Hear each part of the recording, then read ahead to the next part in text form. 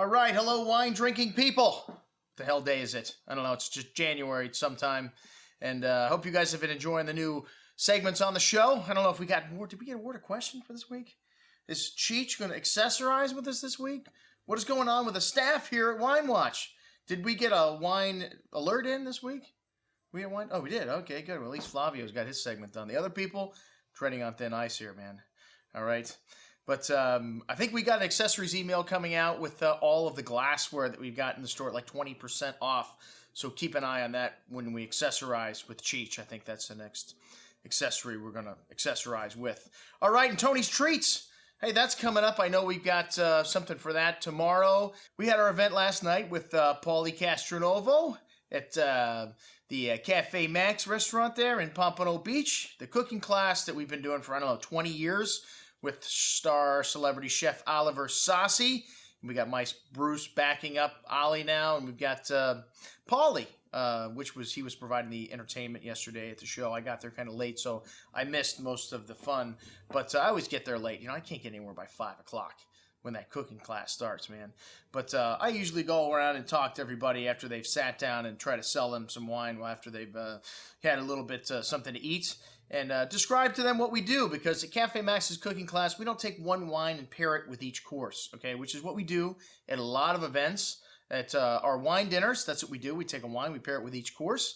But at the cooking class, to me, the best way to learn about pairing food with wine is to have a good example, and then have an example that maybe not so good. So what I try to do is give you 4 different wines that are different stylistically.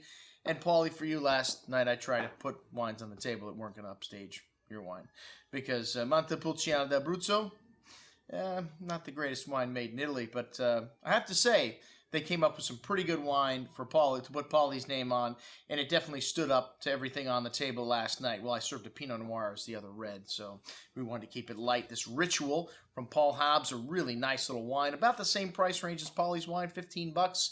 And well, let's talk about the whites first. We usually start with the whites, don't we? Well, we always pour things left to right at our events. And Sauvignon Blanc and Chardonnay are about as different as they come in terms of the nose on those wines. And we serve Jed's Shooting Stars Sauvignon Blanc from Lake County. A lot of really good Sauvignon Blanc coming out of Lake County, which is just north of Napa and Sonoma. That's where Jed's Winery is located. Shooting Star is his second label. Tecumseh, Jed's middle name, means shooting star in Native American tongue. And this is a pretty fruity style Sauvignon Blanc, some nice grapefruit, citrus, maybe even a little residual sugar in there, but less than 2 grams per liter. The human tongue cannot really detect it, but nice zesty finish on that. And Ollie was cooking tailgate food. Tailgating with the master chef Oliver Sassi has proven to be very fun over the years. I've done it several times, and you always eat exceptionally when you tailgate with Ollie. So a lot of interesting stuff going down. The shrimp with the gazpacho was really nice with this. And then, like I said, I always tell people, try that shrimp with gazpacho with that Montepulciano d'Abruzzo, okay? Because not so much. I mean, red wine, big red wines are meant to be served with red meat. Why? Well, the tannins in red wine work much better with the proteins and the fat in meat. Okay, there's a reason behind this red wine with meat theory. Okay, white wine with fish. Well, white wine doesn't have any tannins. Okay, and the tannins and the proteins in fish lend themselves to wines that do not have these tannins. So Chardonnay, another good choice. This Buehler Chardonnay, a great small family-owned winery from Napa Valley. But this Chardonnay comes from Sonoma. This is one of our top picks this year from the Russian River Valley. Typical juicy fruit style of California Chardonnay. Just a hint of that butter, just a hint of that vanilla spice and oak. And a really nice little everyday wine, this Russian River wine from Buehler. And really nice just by itself. Good tailgating wine, Chardonnay. Chardonnay doesn't need company. Chardonnay doesn't need food. It's great all by itself.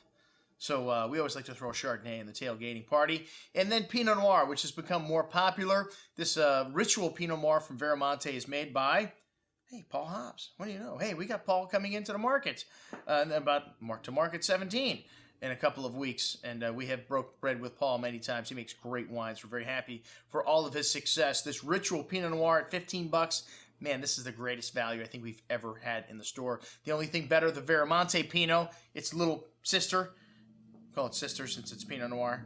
And that wine is $11.75. Incredible value. And then there's Paulie's wine. Hey, and I always like to give Paul a little bit of a hard time. I mean, he's a DJ, he's a comedian, and when I mentioned that this wine was from the armpit of Italy, I probably shouldn't have said that, Paul. Sorry. And I could see that you were a little hurt, a little taken back. So when I walked around the room, I did explain to people that there is no armpit in Italy. It's more shaped like a leg, and it's a boot.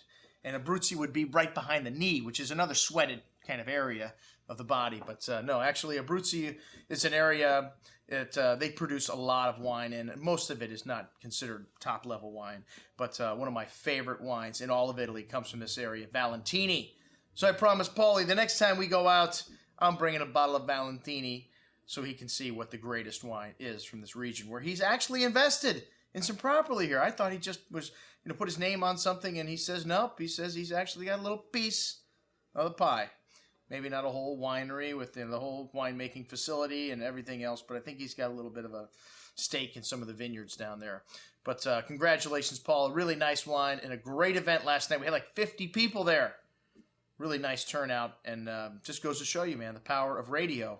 Still out there. TV, I don't know, not so much.